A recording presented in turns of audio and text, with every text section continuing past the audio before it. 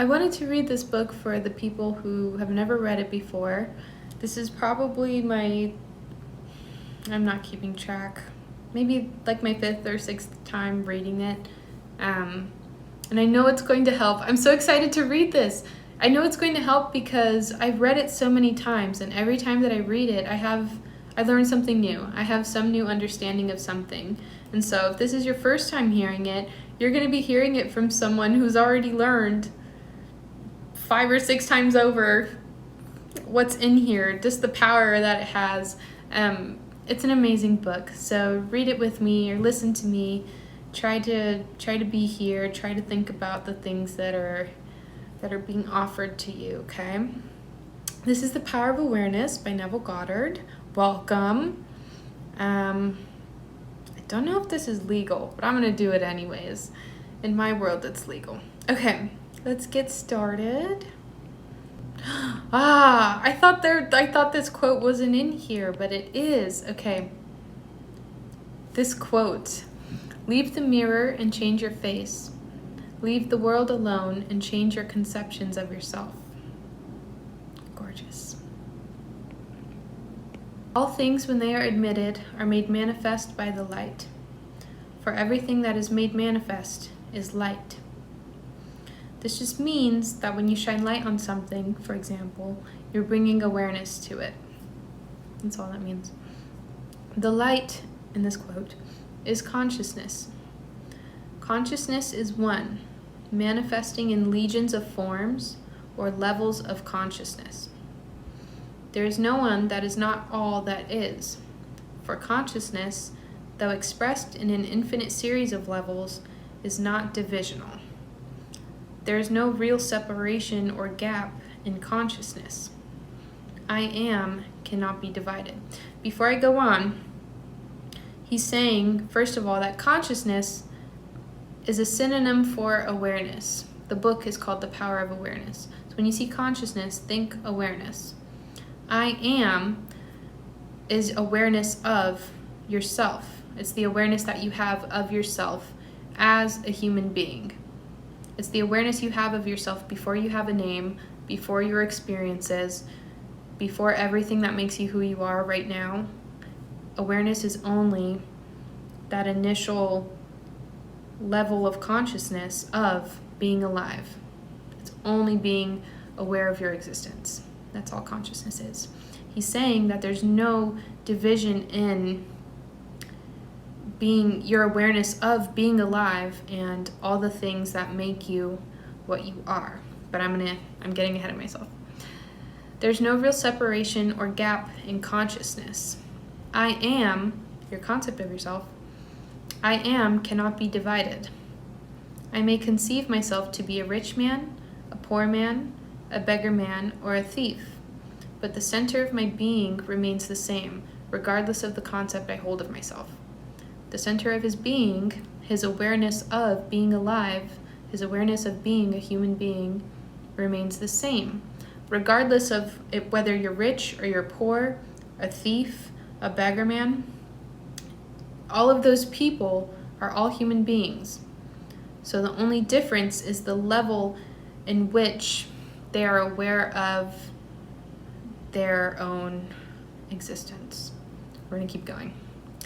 At the center of manifestation, there's only one I am, manifesting in legions of forms or concepts of itself, and I am that I am.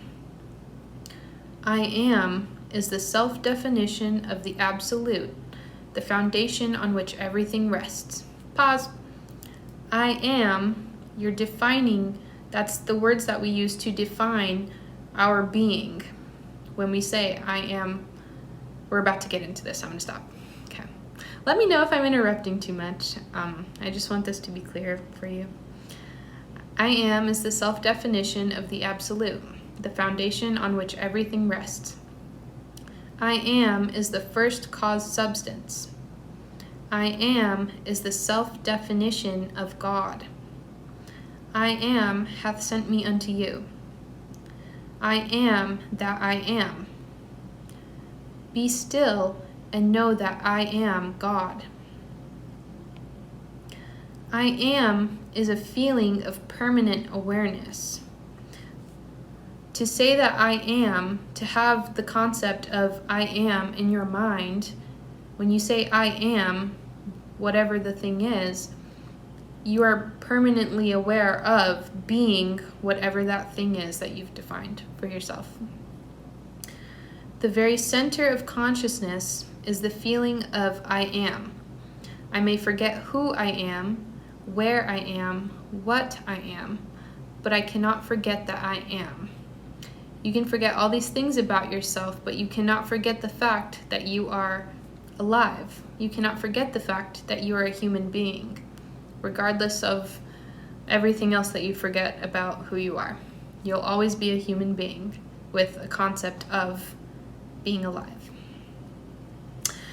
The awareness of being remains, being alive, regardless of the degree of forgetfulness of who, where, and what I am.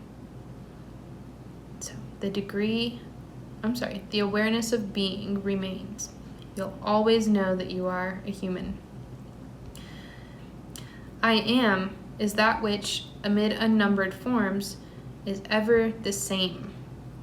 This great discovery of cause reveals that, good or bad, man is actually the arbiter of his own fate, and that it is his concept of himself that determines the world in which he lives. And his concept of himself is his reactions to life. Before I go on, man is actually the arbiter of his own fate, and that it is his concept of himself that determines the world in which he lives. When you say, I am, and you put something after that, whatever belief it is, that is your concept of yourself. Your concept of yourself is, I am, whatever follows. When you add that concept after I am, he's saying that man can create his own fate. All you need is that awareness of yourself, and then you can add anything after that I am. You can have any concept of yourself after I am. You can change what you believe about your own existence by changing your I am. His concept of himself is his reactions to life. I saw this and I thought that, and his concept of himself is his reactions to life. We see reactions and we think an outburst of some kind. I think that his reactions to life means his past experiences. So his concept of himself, what he thinks about himself, what man thinks of himself, is his experiences. We think of ourselves the way that we think of ourselves based on the things that have been placed on us since birth, based on the things that we've been taught, based on the things that we've experienced.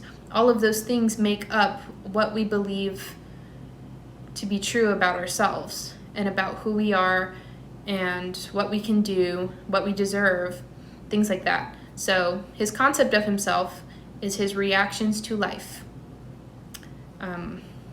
experiences, in my opinion. In other words, if you're experiencing ill health, knowing the truth about cause, you cannot attribute the illness to anything other than to the particular arrangement of the basic cause substance, consciousness, an arrangement which was produced by your reactions to life and is defined by your concept, I am unwell. So when you say, I am unwell, every I am is your state of being, your awareness of being alive. When you say, I am unwell, you are defining yourself as, my awareness of myself is that I am unwell. Your concept of yourself, your being, is that it is unwell. Your being is unwell. Obviously, when you define yourself like that, you're going to feel unwell. He's saying that you can't attribute, in this case, when you say that you're unwell, you can't attribute that illness to something outside of you, when it's the concept that you're telling yourself, that you're defining yourself as, that's making you feel ill. Okay, I'm going to keep going. This is why you are told, let the weak man say, I am strong. For by his assumption, by his belief, by changing his concept of himself, by his assumption, the cause substance I am is rearranged and must, therefore, manifest that which its rearrangement affirms. Let the weak man say, I am strong. He's changing his concept of himself from I am weak to I am strong. He is rearranging his concept of his state of being as a human. Therefore, it must manifest that rearrangement, because we manifest the concepts that we have of our being. That's what we experience, is whatever concept we have of our human being self. Okay. This principle governs every aspect of your life, be it social, financial, intellectual, or spiritual. So in each of these aspects, you can change your concept of yourself. You can change your state of being. You can change what concept you have about your state of being in each aspect. I am is that reality to which, whatever happens, we must turn to for an explanation of the phenomena of life. It is I am's concept of itself that determines the form and scenery of its existence. Everything depends upon its attitude towards itself. That which it will not affirm as true of itself cannot awaken in its world. This is why we all have different experiences. If you don't believe something to be true in your world, if you don't believe something to be true about yourself, you're not going to experience that thing. Whether it's ill health or whether it's good health, no matter what it is, if you don't believe it to be true, it's not true to you. And this is why we all are different, because different people believe different things. We've all had different experiences that make us believe different things about ourselves. Let me continue. Your concept of yourself, such as I am strong, I am secure, I am loved, determines the world in which you live. In other words, when you say, I am a man, I am a father, I am an American, you are not defining different I ams, you are defining different concepts or arrangements of the one cause substance, the one I am. You only have one consciousness. You only have one awareness of existing. You can't live for other people. There's only one you. There's only one human inside your human. You only have one consciousness. He's saying that when you define different I ams, when you say that you are loved and that you are strong and you are secure, when you're affirming these things, these aren't different parts of you. These are just different arrangements of, these are different parts of your consciousness. These are different, what does he say? Different concepts that you are placing about yourself on your consciousness. But they're not different. They're not different concepts. They're all part of one consciousness, because you're only one person. And remember that, you're only one person, so keep that in mind. Even in the phenomena of nature, if the tree were articulate, it would say, I am a tree, an apple tree, a fruitful tree. If a tree were to say that, all of those things are just what's making up the one being, the one tree. In that same way, all of your different I ams, they're all making up who you are. They're not all different beings. They're all different concepts that are making up the one being that is you. When you know that consciousness is the one and only reality, conceiving itself to be something good, bad, or indifferent, and becoming that which it conceived itself to be, you are free from the tyranny of second causes, free from the belief that there are causes outside of your own mind that can affect your life. He's saying that nothing outside of you can truly affect you in your state of being unless you allow a concept to be placed onto your consciousness. In the state of consciousness of the individual, is found the explanation of the phenomena of life. If man's concept of himself were different, everything in his world would be different. His concept of himself being what it is, everything in his world must be as it is. Thus, it is abundantly clear that there is only one I am. There is only one consciousness, and you are that I am. You are your consciousness. You are your awareness of being. You are all those concepts that you've placed on your awareness of being. And while I am is infinite, you, by your concept of yourself, are displaying only a limited aspect of the infinite I am. I'm still digesting this. I think he might be referring to another book that he wrote called Out of This World. He talks about a fourth dimension and how in the third dimension, the reality that we're existing in, that we're only a cross-section of the version of ourselves that lives in the fourth dimension. I won't get into it because we're reading this book right now, but I think that's what he's referring to. I'm still digesting that, so if you get it, let me know. Let me know what you think, because I would love to know. Build thee more stately mansions, O my soul, as the swift seasons roll. Leave thy low-vaulted past. Let each new temple, nobler than the last, shut thee from heaven with a dome more vast, till thou at length art free, leaving thine outgrown shell by life's unresting sea. Oh my goodness. Oliver Wendell Holmes, Sr. He's just saying to think the best of yourself. Change your concepts of yourself and build yourself to be... let every concept of yourself, let every new concept of yourself be better than the last. Always be growing. Always make yourself a better concept of yourself.